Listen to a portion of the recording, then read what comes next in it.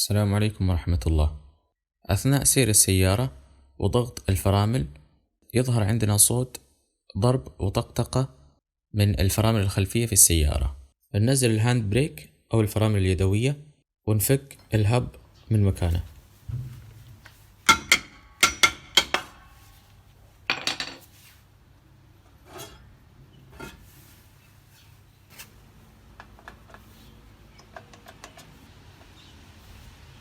بنلاحظ أن واحدة من أحذية الفرامل يتحرك في مكانه مش ثابت، وهذا اللي يتسبب أن لما نضغط الفرامل يتحرك ويضرب في المعدن. نفك القفل اللي يثبت القطعة ونشيل الزنبرك من مكانه. السبب في المشكلة هو أن الزنبرك اللي يثبت القطعة أصبح ضعيف وما يضغط عليها بالشكل المطلوب.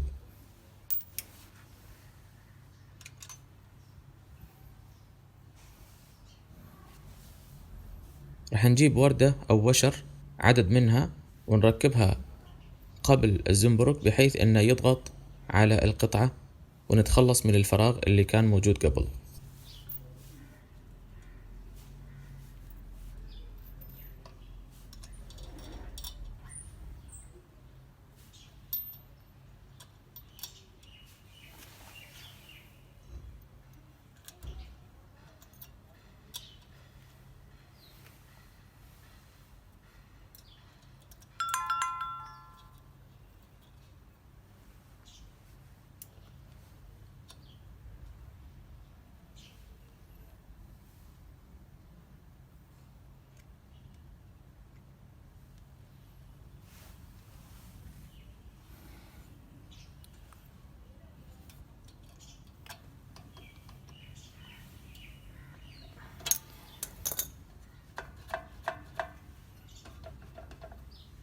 بعد التركيب نلاحظ أن الحركة صارت أقل من الأول، لكن ما زال في حركة موجودة، فرح نفك ونعيد نحط عدد أكبر من الوردة أو الوشر إلى أن نحس أن القطعتين أصبحوا في نفس القوة في التركيب.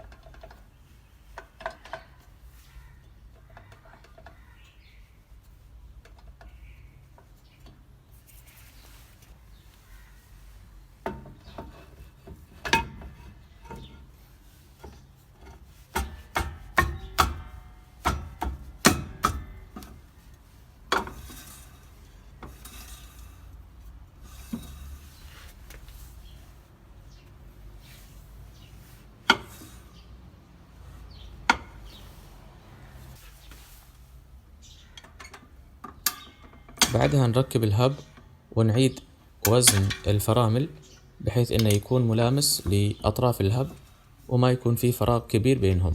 بعد ما صلحنا المشكلة بهذه الطريقة اختفى الصوت وأصبح ضغط الفرامل طبيعي بدون أصوات. شكرا لكم للمتابعة.